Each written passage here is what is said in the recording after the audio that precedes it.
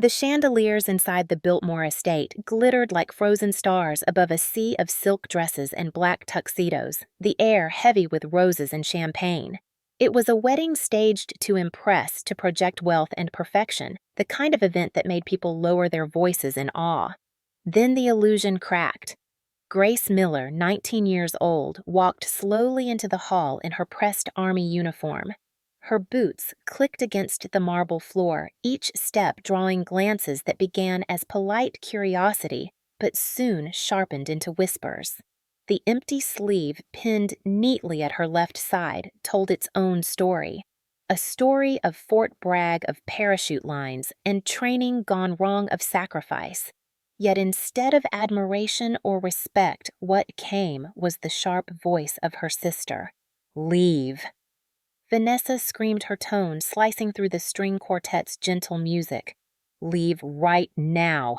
You will ruin my wedding with your missing arm. Do you hear me? You are not welcome here." The words struck like glass shattering, and the entire room froze. Forks clattered against plates. A woman at the front gasped loudly enough for everyone to hear. The minister, already preparing notes for the ceremony, looked down awkwardly. Some guests turned their heads away, embarrassed for Grace, while others leaned closer together, whispering behind manicured hands. Vanessa, draped in her white gown, jewels glittering against her skin, did not stop. "This is supposed to be perfect," she spat, her voice trembling with fury. "Not some pity parade. Go back to Fayetteville. Go back to hiding. You are not part of this day." Grace felt the heat rise in her chest, her pulse hammering in her ears. She had known her sister's disdain, had grown up in its shadow, but hearing it here before hundreds of witnesses turned humiliation into something deeper. Her father Charles sat at the family's table, his expression carved in stone, eyes fixed on her like a judge waiting for submission. Her mother Linda stared down at her folded hands, refusing to meet Grace's gaze. Grace realized in that breathless silence that no one in her family would ever defend her. She had been thrown to the wolves, and this time it was deliberate. A group of younger guests near the back stifled nervous laughter as if cruelty were entertainment. The words echoed through Grace's mind, blending with memories of nights when Charles's hand had left bruises on her arms, of mornings when Vanessa mocked her hand-me-down clothes, of afternoons when Linda urged her to stay quiet, to keep peace. All those years of silence pressed in at once. And then something shifted. Grace did not lower her head. She did not run. She let her lips curve into the faintest smile, a smile so out of place in that storm of shame that several guests blinked in surprise. Vanessa's triumph faltered for a fraction of a second, just long enough for Grace to recognize the power of control returning to her. That smile was not forgiveness. It was a warning. It was the quiet declaration that the sister who had been humiliated, the daughter who had been beaten into silence, the soldier who had lost her arm, but not her will, was no longer playing her family's game. The silence in the hall stretched on, aching, until the musicians fumbled back into their piece, trying to smooth over what could not be smoothed. But nothing was the same. Every guest had heard. Every guest had seen. Vanessa might have believed she had erased her sister from this perfect picture, but in truth, she had just framed her cruelty in front of an audience. Grace's heart pounded like a drum, but she stood firm, boots anchored to the marble.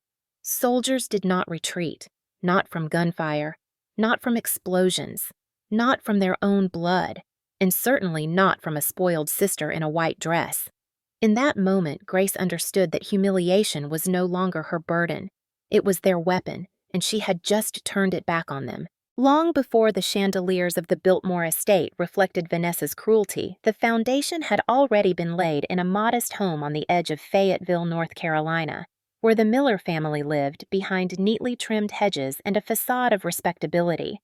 From the outside, they looked like an ordinary Southern family, but behind closed doors, the truth was darker. Charles Miller, once a decorated police officer, carried himself with the authority of a man who expected to be obeyed without question. He had a presence that filled a room and a temper that could turn it into a battlefield. His reputation in town was mixed. Some praised him as a tough but loyal officer, others whispered about complaints that never seemed to stick. Those whispers were not wrong. There had been reports of excessive force and incident in which a young man left a station bruised another case where a woman claimed Charles had grabbed her during an arrest. Each time the paperwork vanished, buried by colleagues who called him Brother in Blue. Charles's protection came at the expense of truth, and at home, that same pattern repeated itself. Linda Miller, his wife, had learned long ago that silence was survival. She spoke softly, almost apologetically, as if every word might trigger something dangerous. She cooked, she cleaned, she managed appearances, but when her husband's voice grew sharp or his hand lifted, she looked away. Her daughters learned early what that silence meant. Vanessa the elder by 4 years absorbed Charles's approval like sunlight. She was praised for her looks, her charm, her ability to impress neighbors. She was given ballet classes, designer dresses, private school tuition. She learned to smile sweetly at guests and play the role of golden child. Grace, by contrast, grew up in shadow. If Vanessa's laughter filled the kitchen, Grace's tears often stained the bedroom pillow. Charles was harder on her than anyone. He barked at her for clumsy hands, criticized her for her plain clothes, punished her for speaking up. When Grace was 10 and spilled milk on the table, Charles's slap was quick, the sting sharp across her cheek. Linda's response had been a whisper. "Do not make him angry, Grace." That sentence became the rhythm of her childhood.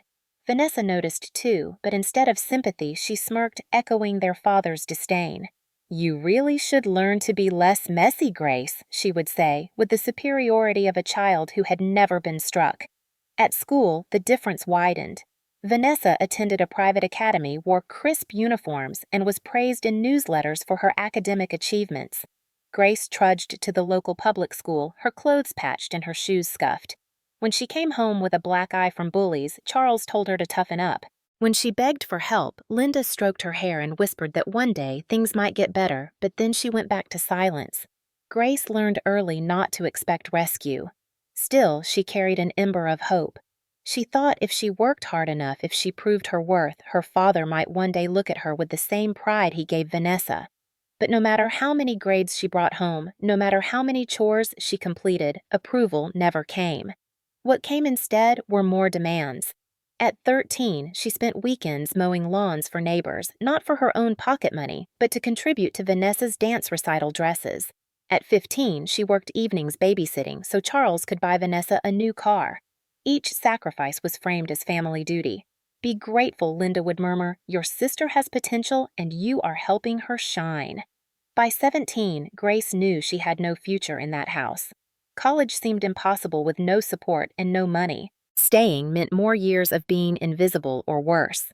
So she made a decision that terrified and thrilled her. She enlisted in the United States Army. Fort Bragg was only an hour's drive from Fayetteville, but it felt like another world. There, for the first time, people called her by rank, not by insult. Drill sergeants barked at everyone, but they barked with purpose, not with cruelty. The barracks were plain, the training brutal, but Grace discovered something she had never known at home, the satisfaction of being judged by effort and resilience, not by favoritism. Her body toughened, her spirit sharpened. For the first time, she felt she belonged to something larger than the Miller family. Still, every weekend she returned home, hoping her absence had made her father miss her, hoping Vanessa would look at her with new respect. Instead, Charles dismissed her uniform as a costume. "You think that makes you tough? One mistake and they will discard you," he sneered. Vanessa scoffed, calling her little soldier girl, mocking her plain haircut and stiff posture. Linda tried to smile, but her eyes darted nervously toward Charles, never risking real encouragement. The cycle continued. Grace carried bruises back to base, hidden under sleeves. She carried words that cut deeper than wounds. She carried the knowledge that her family saw her not as a daughter or sister, but as a burden. All of it shaped her. The harshness of her childhood became fuel. The loneliness of her adolescence hardened into determination. And the favoritism that showered Vanessa while starving her became the reason Grace clung to discipline, to rules, to a belief that justice, though delayed, must exist somewhere. That was the soil where humiliation at the Biltmore estate took root. That was why when her sister screamed at her to leave, Grace did not crumble. She had survived far worse behind closed doors. What Vanessa thought was a final blow was only the echo of wounds that had been inflicted for 19 years. Grace's smile that day was not born in that grand hall. It had been forged in the Miller household where silence protected abusers and favoritism bred cruelty. Her smile carried the weight of survival. It promised something no one at that wedding yet understood. The years of being overlooked had given her a strength no one could erase. When Grace raised her right hand at Fort Bragg and swore her oath, she felt for the first time that her voice carried weight. The cadence of the drill sergeant's words, the sharp responses from recruits beside her, the crisp uniform on her back, all of it stitched together into a sense of belonging she had never known. She threw herself into training with the determination of someone who had everything to prove. She rose before dawn ran until her lungs burned, pushed through exhaustion because every bead of sweat was proof that she was not weak. In those early months, she found a kind of family in her unit. Other recruits teased her like siblings but respected her grit. Sergeant Carter, only a few years older, sometimes clapped her shoulder and said she had more fight than most men twice her size. Grace carried that praise like treasure. She wrote letters home describing the long days, the challenges, the pride she felt. She never received replies. On the rare weekends she returned to Fayetteville, her father barely looked up from the television. "So they are working you like a mule," he muttered. "Good, maybe you will learn discipline." Vanessa rolled her eyes, tossing her golden hair, and said she did not understand why anyone would choose mud and sweat over sorority life. Linda cooked her favorite meal, but never spoke against the mockery. Grace carried those visits back to base like stones in her rucksack, heavy but unavoidable. Then came the day that changed everything. It was supposed to be a routine parachute jump, one of many drills designed to harden recruits for airborne status. The sky above Fort Bragg was a clear Carolina blue as Grace stood in line, her heart pounding but steady. She had trained for this moment, dreamed of the thrill of air rushing past the parachute, blossoming above like salvation. She leapt when her turn came, felt the surge of wind, the tug of the chute, and then something went wrong. A line twisted a snap like a whip, a spin that blurred the ground below. Training kicked in. She tried to correct, but momentum betrayed her. The landing was brutal. Pain exploded in her left arm so sharp she could not breathe. She heard shouting boots pounding toward her, but the world tilted and then went black. When she woke in the military hospital, the first thing she noticed was the silence where sensation should have been. Her left arm was gone. The doctors spoke gently, telling her she had survived what could have been fatal, that she was strong, that she would adapt. Grace nodded silent, her throat too tight to speak. She grieved quietly at night, staring at the ceiling, feeling the phantom ache where her arm had once been. But she was a soldier, and soldiers carried on. What she did not expect was her family's reaction. When she returned home weeks later, her uniform sleeve pinned neatly, her body still aching from surgery, she walked into the Miller house with the fragile hope of hearing words of comfort, of feeling arms around her. Instead, she met Charles's cold stare. "Lost an arm in training," he said flatly. "That just proves what I always said. You were not cut out for this. Weakness finds you no matter what uniform you wear." His words cut deeper than any wound. Grace swallowed hard, fighting the tears that threatened. Vanessa smirked, leaning against the doorway in her designer blouse. "Can you imagine the wedding photos if you show up like that one-armed soldier girl, ruining the aesthetic? You really should stay away." Grace looked toward Linda, begging silently for one word of comfort. Linda's lips parted, but all she whispered was, "It is better not to argue. Just sit quietly." The house smelled of roast chicken, the same meal Linda always prepared when guests came, but to Grace it smelled like ashes. She had faced the terror of free fall, the agony of amputation, and yet nothing compared to the sting of being dismissed in her own home. She had sacrificed her body for service, and her family saw only inconvenience. Nights in her small bedroom were the worst. She lay awake staring at posters from her childhood, the faded colors mocking her. The phantom pain in her missing arm throbbed, but sharper still was the phantom ache of belonging of a family that might have chosen to embrace her. She thought of the medals she would never earn, the missions she would never complete, the dreams that ended on that field at Fort Bragg. Yet even as grief pressed on her chest, anger stirred. She had given her family chance after chance. and each time they chose vanity control and cruelty over love. That realization burned away some of the despair, leaving a core of resolve.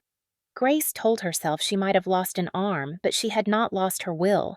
What she carried now was not just pain, but proof. Proof that her father's discipline was nothing more than violence. Proof that her sister's beauty was hollow. Proof that her mother's silence was complicity. Proof that she could survive what none of them could endure. That loss would become her weapon. The seed of that thought grew quietly as she folded her uniform as she looked in the mirror at the girl who was no longer whole, but no longer willing to bow. She knew the next confrontation with her family would not leave her broken. She knew the smile she would one day wear would be born from this night when grief gave way to steel. And that night would come sooner than they imagined. The night after Vanessa's cruel warning about the wedding, Grace sat alone in her small bedroom in Fayetteville. The shadows stretched long across the floor, the hum of traffic outside the window reminding her that life moved on even when hers felt stuck. She stared at the empty sleeve of her uniform draped over a chair, her chest tight with humiliation. 19 years of silence, 19 years of blows, 19 years of being told she was nothing had finally reached their limit. Vanessa's words about aesthetics, about ruining photographs, had lit a fire that could not be smothered. Grace whispered to herself, her voice low but steady. No more. She knew if she walked into that wedding without a plan, she would leave broken again. But if she prepared, if she turned their cruelty into evidence, she could finally expose them for who they truly were. She opened the drawer of her desk and pulled out the small recording device she had once used for training notes. She turned it over in her hand, the red button gleaming faintly. For years, her father's violence and her sister's scorn had existed only in her memory, easy for others to dismiss. But now she had a way to make it undeniable. She tucked the recorder into her pocket the next morning and waited. It did not take long.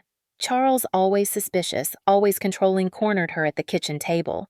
Papers lay spread out, legal documents she recognized as deeds. He demanded she sign them, transferring ownership of their late grandmother's house into Vanessa's name. When she hesitated, he slammed his fist against the table, the sound reverberating through the walls. "Sign it," he growled. "You do not need property. You cannot even take care of yourself. That house belongs to your sister now." Grace's hand shook, but she kept her voice calm. It was Grandma's wish that it be shared. His palm struck her face so hard she tasted blood. "Do not talk back to me," he barked. Grace's body recoiled, but her mind remained sharp. The recorder was on. Every word, every blow was being captured. That night, she slipped the file into her laptop and listened. The slap, the sneer, the cold demand for her to sign away her rights. All of it replayed with chilling clarity. For the first time in her life, she had proof. Her chest tightened with a mix of rage and exhilaration. She could not do this alone, though. She thought of Sergeant Daniel Carter, the young paratrooper who had been her closest friend since training. He had been at the hospital when she woke from surgery, sitting quietly with a book but refusing to leave her side. She trusted him in a way she trusted few. The next day, she drove back to Fort Bragg and found him after drills. He studied the recording with a frown, his strong jaw tightening. "Grace, this is enough to bury him," Daniel said, his voice low. "And if your sister said half the things I have heard her say, we can show the world what kind of family this is." Grace felt tears prick her eyes, but she blinked them back. 2 weeks, she said. "That is how long until the wedding. I am not letting them humiliate me again. This time, the truth will speak." Daniel tapped the USB drive he had copied for her. "Then we make sure it cannot be erased. 1 copy for you, 1 for me. And you should talk to a lawyer before you even think of playing this publicly. You need to make sure it sticks legally." Grace nodded. Raleigh was an hour's drive, and she had heard of an attorney named Amy Reynolds who had built a reputation on family law and victims' rights. The following morning, she sat in Amy's office, her palms damp, her heart racing as she explained everything. Amy listened with a calm focus, her eyes narrowing at certain details.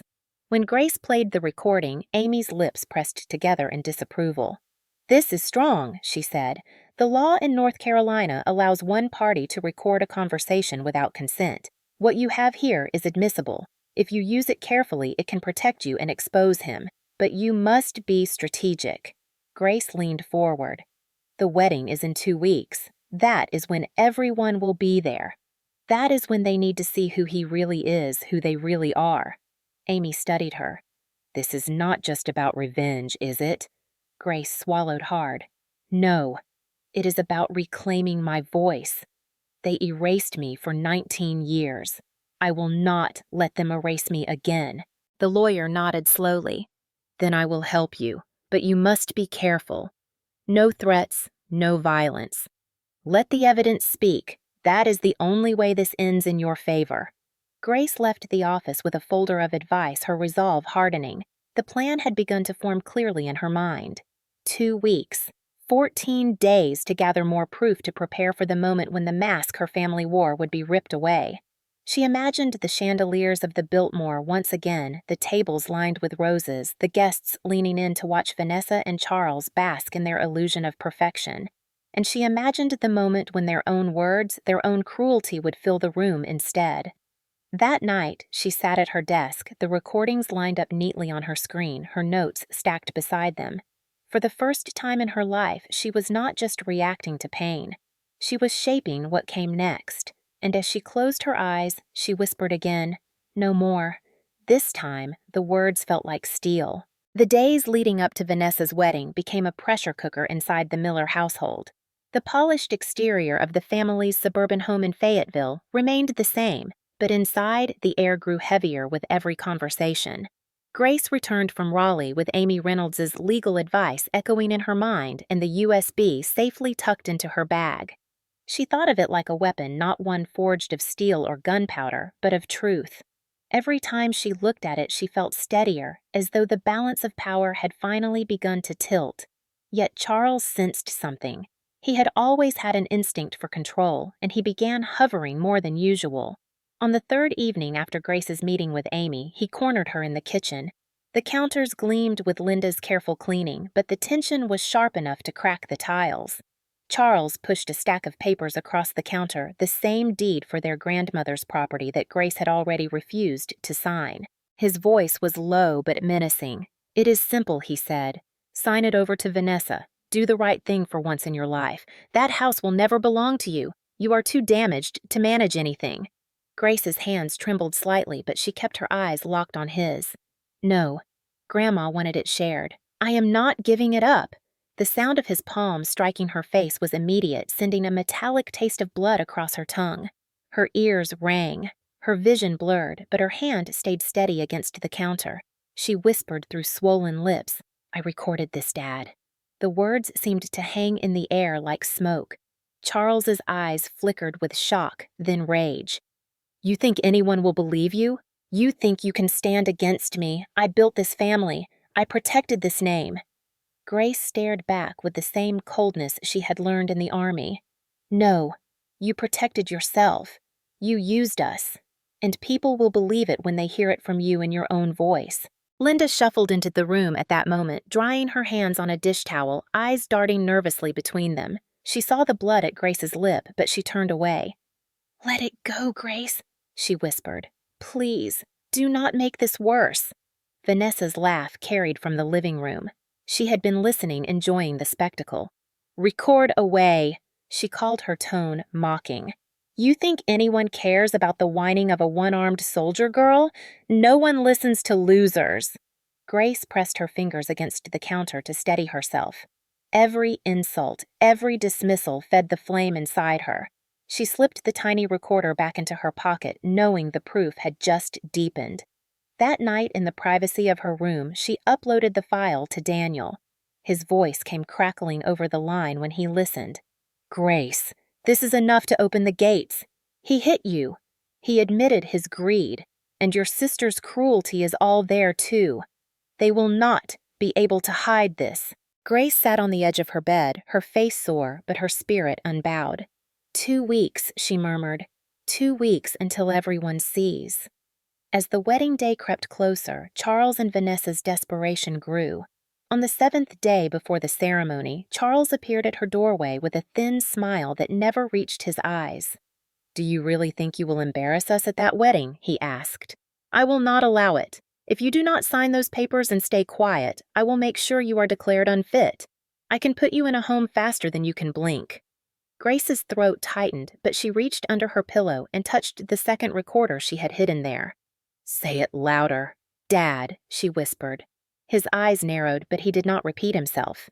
He turned away, muttering curses under his breath. Grace's blood ran cold but also hot with the knowledge that she had proof that the threat was not empty bravado, but real intent. The pressure at home was suffocating. Meals became battlefields. Linda set plates on the table with trembling hands, trying to keep the peace, but silence only made the tension louder. Vanessa paraded around with bridal magazines, talking loudly about flower arrangements and gowns, deliberately excluding Grace from every conversation. When Grace finally spoke one evening, saying quietly, "I will be at the wedding," Vanessa slammed her hand on the table. "Over my dead body! You will not ruin my photographs. You will not ruin my day. Do you understand? Stay away." Grace lifted her glass of water, her lips curling into the faintest smile. "We will see." Vanessa's eyes widened as though she sensed the undercurrent of defiance that had never been there before. She snapped her gaze to their father. "Do something." Charles growled, "I will," but even he seemed less certain now. Behind closed doors, Grace worked tirelessly. She called Daniel almost every evening. He taught her how to transfer files, how to back them up in secure places. They labeled each recording meticulously: kitchen confrontation, property demand, verbal abuse. Daniel's voice carried a mixture of admiration and concern. "This is not just revenge, Grace. This is survival. You are building your case brick by brick. Just remember what Amy said: no threats, no shouting. Let their own voices destroy them." Grace nodded silently. She practiced in front of the mirror too, rehearsing her composure for the wedding. She imagined Vanessa screaming, Charles looming, Linda turning away. She practiced her smile not of joy, but of defiance. She practiced standing tall, even with one arm missing her uniform sleeve pinned neatly, her posture unyielding. She whispered the words she might speak if she had to face them directly. 19 years of silence ends today. Each rehearsal strengthened her. As the days dwindled, Grace felt the tension grow thicker. Charles began locking his study at night. Vanessa whispered heatedly with Linda in the kitchen, their voices carrying words like embarrassment and control. Grace listened from the stairwell, recording even their murmurs. On the 10th day before the wedding, Charles struck her again this time, shoving her against the wall when she refused to fetch papers for him. Grace's head slammed back, stars bursting behind her eyes. She steadied herself, lifted her chin, and whispered once more. "Recorded." The word chilled him. For the first time, she saw fear flicker across his face, as though he realized she was no longer a powerless girl, but a soldier with ammunition he could not seize. Vanessa scoffed, trying to cover the shift. "Who cares if you have recordings? People will laugh at you. No one wants the truth at a wedding. They want beauty, and you are not beautiful anymore." Grace turned slowly, blood trickling from her lip, and said evenly, "We will see whose beauty lasts when the lights are on." The next morning, she visited Amy again, sliding the newest files across the desk. Amy's brow furrowed as she listened. "This is damning," she said. "Charles has crossed the line repeatedly. The threats of guardianship, the physical assault, the coercion about property. This could not only secure restraining orders, but open a criminal case. And Vanessa's words reveal her complicity. This is enough." Grace exhaled the weight of validation filling her lungs. "Then we are ready," she whispered. Amy shook her head gently. "Almost. You still have to decide how to unveil it. A courtroom is one thing, but the wedding is another. Public humiliation will draw eyes, yes, but it will also make enemies. You must be prepared for the fallout." Grace's eyes hardened. "I have lived in fallout my entire life. I am ready." That night, she sat with Daniel on the steps outside the barracks, the North Carolina sky spread dark above them. He handed her the small black USB drive, the files encrypted and secure. "This is the copy for the AV team," he said. "The one you slip into the wedding setup. It will play when you want it to."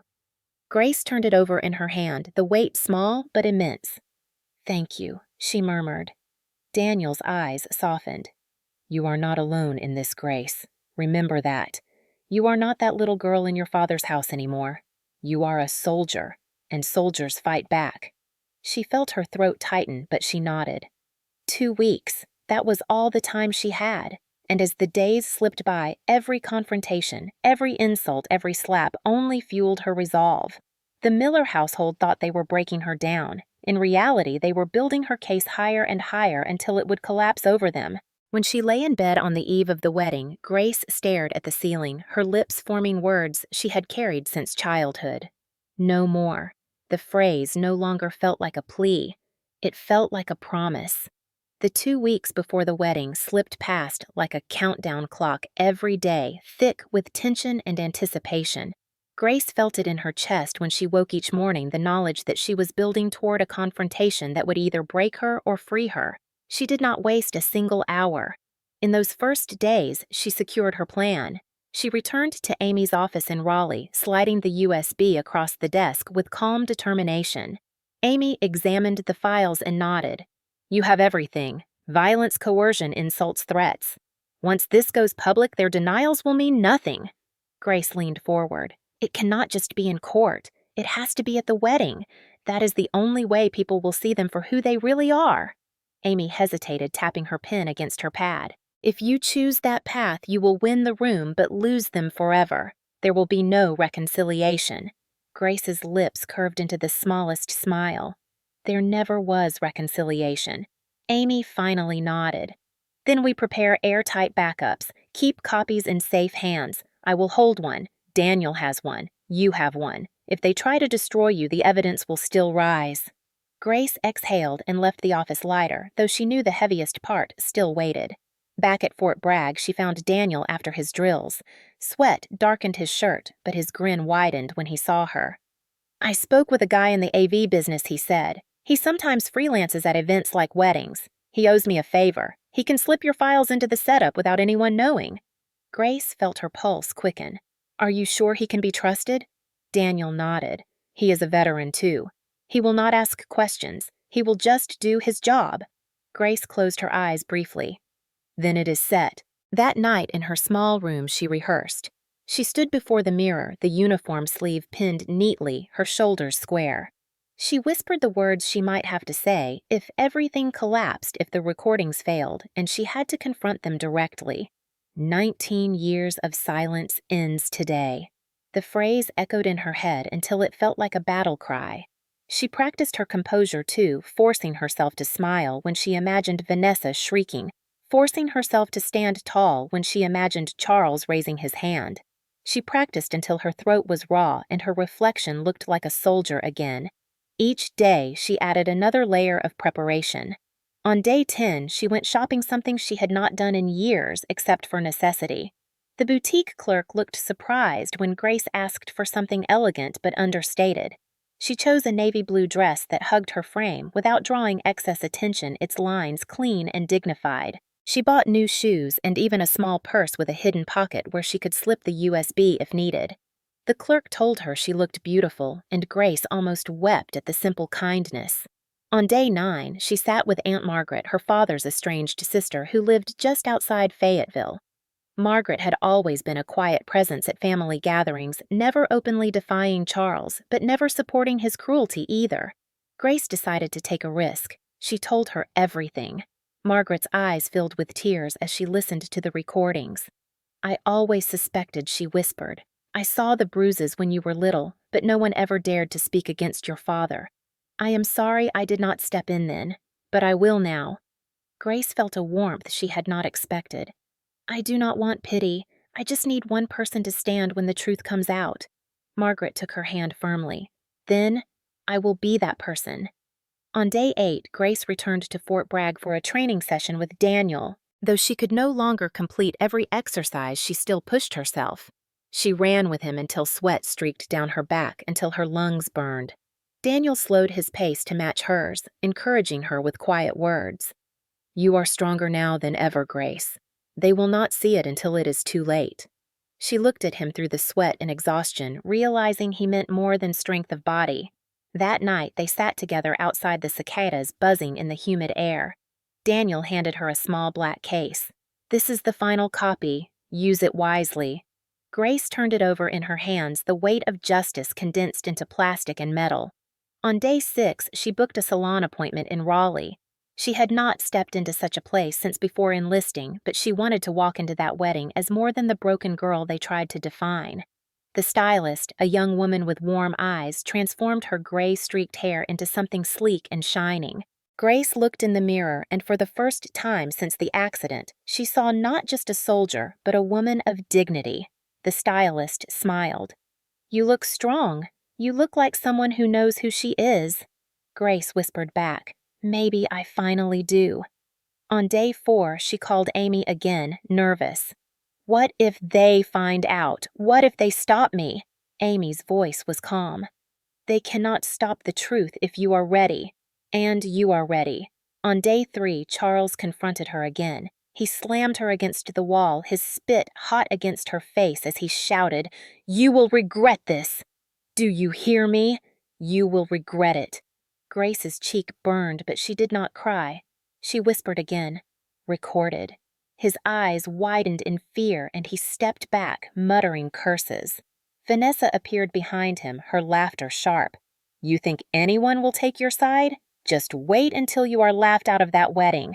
Grace only smiled. The closer the day came, the calmer she felt. On day 2, she packed her bag carefully. The dress, the shoes, the purse with the USB hidden inside, and the folder of copies. She stared at them laid out on the bed like weapons. On day 1, she walked through the quiet garden behind the house, breathing in the scent of roses. She thought of her grandmother, of her laughter, of her stories about courage. She whispered to the wind, "I will not let them erase me anymore." That night, she barely slept, her body wired with anticipation. The morning of the wedding dawned bright. The sky stretched clear over North Carolina. Grace dressed slowly, each piece of clothing a piece of armor.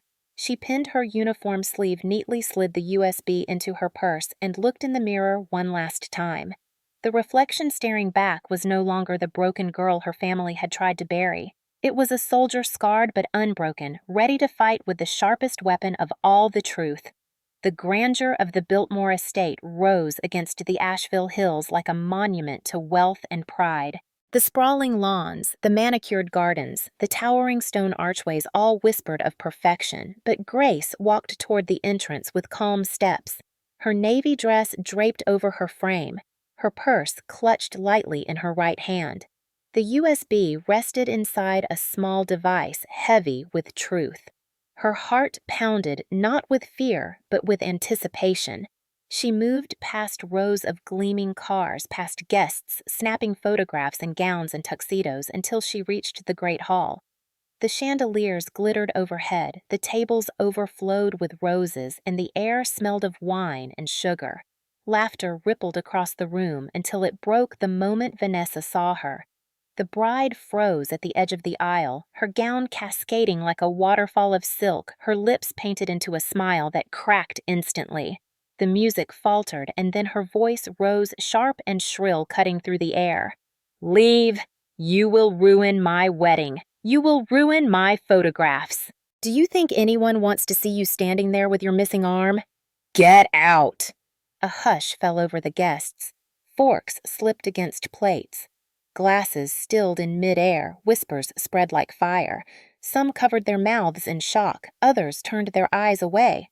Grace stood still, her shoulders squared, her expression calm. The humiliation was meant to destroy her, but instead it framed Vanessa in cruelty before every witness. Grace smiled faintly, and that smile sent a ripple through the room. Vanessa's fury deepened. "Why are you smiling? Get out! Do you want to embarrass us even more?" Charles rose from his chair, his presence heavy and commanding. "You heard her," he barked. "Leave. Do not disgrace this family again." Grace felt the familiar heat of shame tug at her chest, but she refused to bow.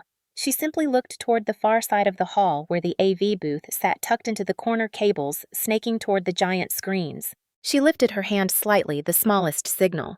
A technician nodded, and the lights dimmed for just a moment as the screen flickered to life. Vanessa froze mid-breath. Her tirade cut off as the room filled with the sound of Charles's voice. "Sign it. That house belongs to your sister. You cannot take care of yourself." Then the slap echoed through the speakers so loud it made several guests flinch. Gasps erupted, the silence breaking into chaos. Charles's face drained of color as he realized what was happening. On the screen, a grainy video clip played showing him striking Grace, her body recoiling, her voice whispering, "I recorded this, Dad." Vanessa staggered back, her veil trembling. The next file played her own voice, cold and cruel. "No one listens to losers. No one wants a pity parade with a one-armed soldier girl." The words hung in the air like poison, undeniable in her own tone in front of hundreds. A woman near the front clutched her pearls, whispering, "My God!" The guests turned, their murmurs swelling into outrage. Aunt Margaret, her face pale but resolute, pushed back her chair and rose. Her voice rang across the room. "Enough. I saw it too. I saw him hit her when she was a child, and I stayed silent. But not today." Every eye turned to her, and the weight of her admission made the room tremble. John Miller Grace's older cousin stood as well, his jaw set. "I am done with this family's cruelty. I will not celebrate it anymore." He walked out, his footsteps echoing in the stunned silence. The groom, Mark Johnson, stared at the screen, his expression shifting from confusion to horror. He turned to Vanessa, his voice shaking but firm. "Is this who you are? Is this the woman I was about to marry? Someone who mocks her own sister's sacrifice, someone who covers for violence?" Vanessa's mouth opened, searching for words, but nothing came. Mark pulled the ring from his pocket, held it up once, and then set it on the table. "I cannot marry you," he said, his voice steady now. "Not after this." The words were final. The crowd erupted, voices rising in shock, anger, disbelief. Some guests began recording on their phones, others simply stared. Vanessa shrieked, her perfect facade collapsing, her hands clutching at her gown as though fabric could save her. Charles shoved back his chair, roaring, "Turn it off! Now! This is slander. This is lies." But no one moved to help him. The screens played again, another clip, his threats, his growling voice promising to have Grace declared unfit to put her in a home. The gasps grew sharper. He threatened her. Someone muttered. He wanted her property. The truth filled the hall like a flood. Grace remained still, her smile faint, her posture unbroken. She did not shout, she did not gloat. She let their voices condemn themselves. Charles lunged toward the AV booth, but two of his former colleagues' men who had once respected him stepped forward and blocked his path. Their faces were tight with shame. One shook his head. "Not this time, Miller. Not this time." Charles froze his fists, clenched his eyes, darting like a trapped animal. Linda crumpled into her seat, her hands over her face, whispering, "Stop, please, stop." But her pleas were drowned in the roar of truth. The recordings ended at last, leaving the room heavy with silence. Grace stepped forward, then her heels clicking against the marble, her eyes sweeping across the stunned faces. 19 years of silence, she said softly, her voice carrying in the hush, and today it ends. For a long moment, no one moved. Then, Margaret began to clap, a slow, steady sound that broke the paralysis. A few others joined, awkward but sincere, until the sound filled the hall. Grace did not bow, did not bask. She simply nodded once and returned to her seat. The wedding was over, destroyed not by her presence, but by the truth her family had long hidden. Vanessa collapsed against the table, sobbing and cursing, while Mark walked out without a backward glance. Charles sat rigid, his jaw tight, his eyes promising retaliation, but the fear behind them betrayed him. Linda wept quietly, still refusing to meet Grace's gaze. Guests streamed out, whispering, filming, shaking their heads. The grand illusion of the Miller family had shattered in a single afternoon. Grace stood at the back of the hall as the chaos swirled. She felt the tension drain from her shoulders, replaced not with triumph, but with something sharper release. The truth was free now, beyond their control, beyond their denials. They could not cage her anymore. She turned toward the door, the warm summer air spilling in, and as she stepped outside, she heard her sister's final scream echo behind her. "You ruined everything." Grace smiled again, not in cruelty, but in quiet victory. "No," she whispered to herself. You did. The wedding that had been designed as Vanessa's perfect performance dissolved into chaos within minutes of the recording's ending. Guests flooded toward the exits, murmuring furiously, some clutching their phones with videos they had captured, others shaking their heads in disbelief. The grandeur of the Biltmore estate no longer felt like a palace, but a stage for disgrace. Grace stood calmly at the edge of it all, her purse still in her hand, her dress spotless, her posture steady. She had not shouted, she had not struck back yet. The room bore her fingerprints in every corner. She did not have to do more. The truth was doing its work. Charles stormed across the floor, veins pulsing in his forehead, but each step seemed heavier, his authority crumbling with every whispered judgment. A group of his former colleagues surrounded him quietly, their faces grim. One muttered, "You went too far, Miller," before turning away in disgust. That rejection cut deeper than anything Grace could have said. For a man who once thrived on control, being seen as a pariah in his own circle was a punishment in itself. Vanessa, her gown smeared with tears and mascara clutched at Mark's sleeve as he tried to leave. Her voice cracked desperate now instead of commanding. "Please, please do not do this, Mark. She set me up. You know I am not cruel. It was just stress, just nerves." Mark pulled away, his face pale but resolved. Stress does not make someone mock her sister's sacrifice. Stress does not excuse cruelty. I do not want this marriage, Vanessa. Not now, not ever. He walked out the door, the sound of it slamming echoing like a final gavel. Vanessa collapsed into a chair, sobbing, her perfect day destroyed not by chance, but by her own words. Linda sat frozen, her hands gripping the edge of the table, her knuckles white. For years she had survived by silence, by averting her eyes, but silence now offered no shield. A guest leaned toward her and whispered with venom, "You let this happen. You let your own daughter suffer." Linda flinched, her lips trembling, but she said nothing. Grace watched her mother's shoulders shake with quiet sobs, and for a fleeting moment pity flickered, but it vanished quickly. 19 years of silence had paved this moment. There was no undoing it. The news spread with shocking speed. By the time Grace reached the gardens outside, her phone vibrated with notifications.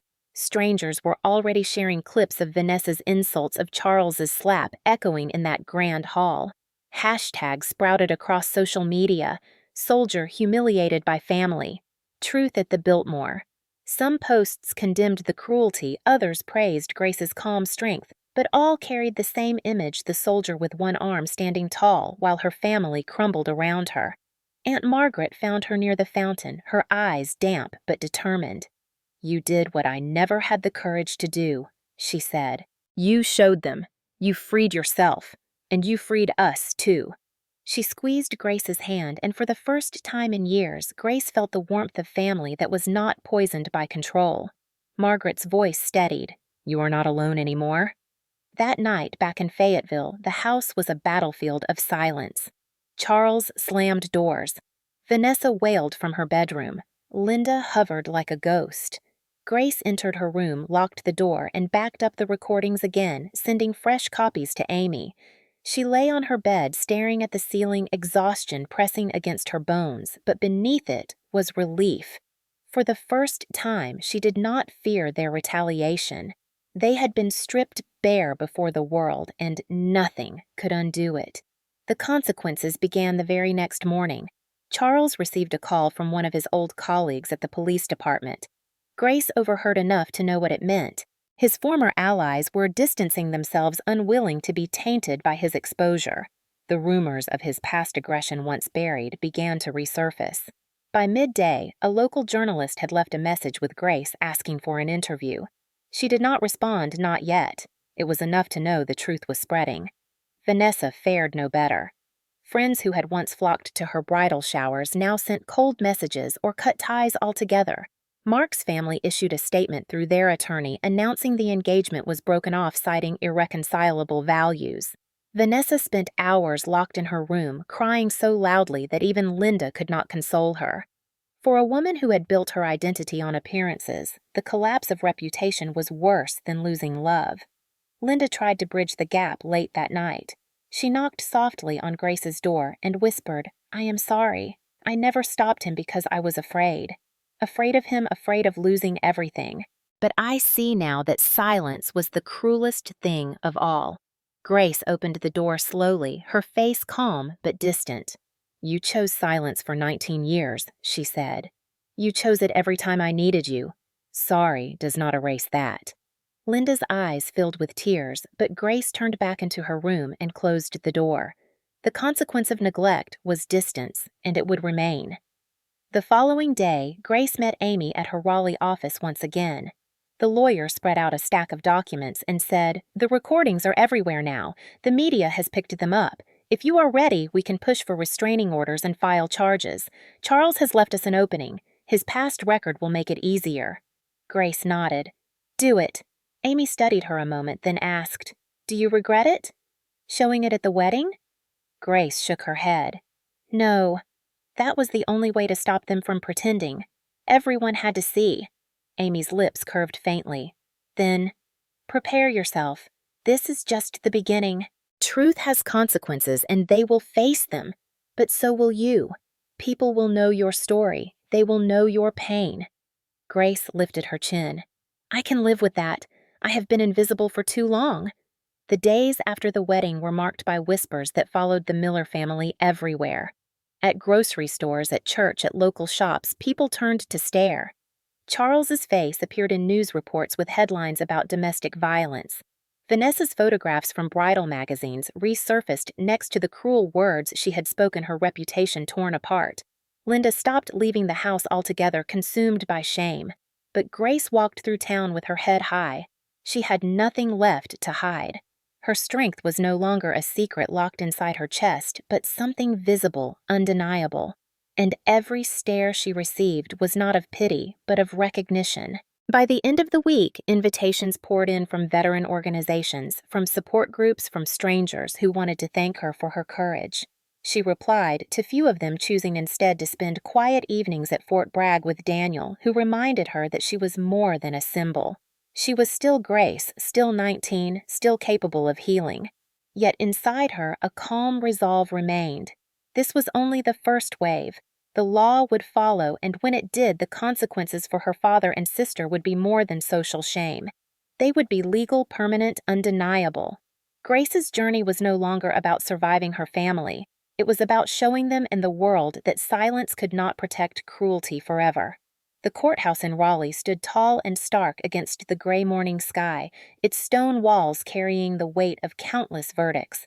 Grace walked up the wide steps with Amy at her side, the USB drive secure in her purse. Her body ached with nerves, but her steps did not falter. She had faced battlefields before, and this was no different. The enemy was not in camouflage, but in polished shoes and bitter denial. Charles was already waiting inside his jaw tight, his suit strained around his shoulders. Vanessa sat beside him, her face pale beneath layers of makeup, eyes darting around the room like a cornered animal. Linda sat one row behind them, her hands folded tightly, her gaze lowered as though she could vanish into the floor. The gallery filled quickly, reporters leaning forward with pens poised, neighbors whispering in low voices, veterans from Fort Bragg sitting quietly in support. Grace drew strength from them, from the weight of their silent solidarity. Amy placed a steadying hand on her arm. "Remember," she whispered, "you do not need to fight with words today. The truth will fight for you." The proceedings began with the crack of the gavel. The prosecutor laid out the charges with deliberate calm: domestic violence, coercion regarding property, repeated threats of institutionalization. He cited Charles's history in law enforcement, the old complaints that had been buried but never erased. The judge's eyes narrowed as the record was read aloud, the past offenses no longer shielded by old colleagues. Grace's throat tightened as she listened, but her pulse steadied. This was what she had waited for. Then the recordings played. The slap, the sneer, the growl of Charles demanding she sign away her grandmother's house, the cold laughter of Vanessa mocking her missing arm. The courtroom sat frozen, every word cutting through the air sharper than any blade. Charles shifted uncomfortably, his face flushing red. Vanessa's eyes brimmed with tears, but no denial could erase her own voice echoing through the speakers. When the final clip ended, silence filled the room. The prosecutor let it linger heavy and undeniable before turning to the judge. These are not the words of a father protecting his family. These are the words of a man abusing his power, and they are not the words of a sister offering love, but of someone complicit in cruelty. Charles's lawyer rose his voice loud and defensive. Your Honor, these recordings were taken out of context. They do not represent the entirety of this family's history. My client is a decorated former officer who served this community with honor. He deserves respect, not vilification. But the judge interrupted his tone sharp. Context does not erase a slap. Context does not erase a threat of guardianship. Context does not erase coercion of property. I hear the words as they are spoken, and they are damning. The lawyer faltered, his argument collapsing under the weight of evidence. Vanessa tried to speak, her voice trembling. I was under stress. I was preparing a wedding. I did not mean what I said. The prosecutor turned toward her with steady eyes. Do you mean you did not intend for those words to be heard? Because the meaning was clear. And so was your contempt. Vanessa broke into sobs, clutching at her dress, but the judge did not soften. He ordered her testimony regarding the property dispute, forcing her to admit she had pushed Grace to give up her share of their grandmother's home. That admission, coupled with Charles's coercion, built a case for fraud. The prosecutor did not need to embellish.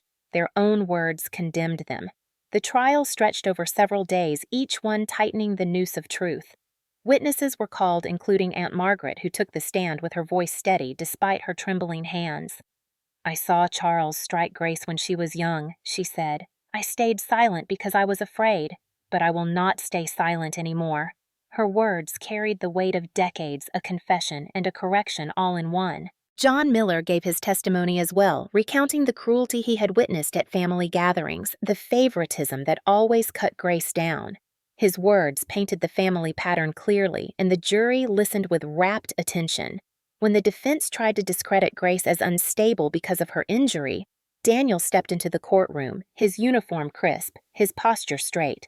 He testified, not as a soldier, but as a friend, recounting Grace's strength, her discipline, her composure, even in the face of humiliation.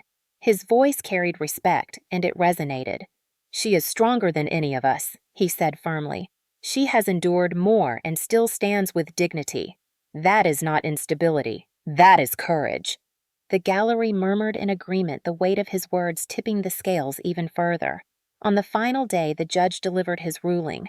Charles was found guilty of domestic assault and coercion, sentenced to probation with mandatory counseling and a restraining order forbidding him from contacting Grace.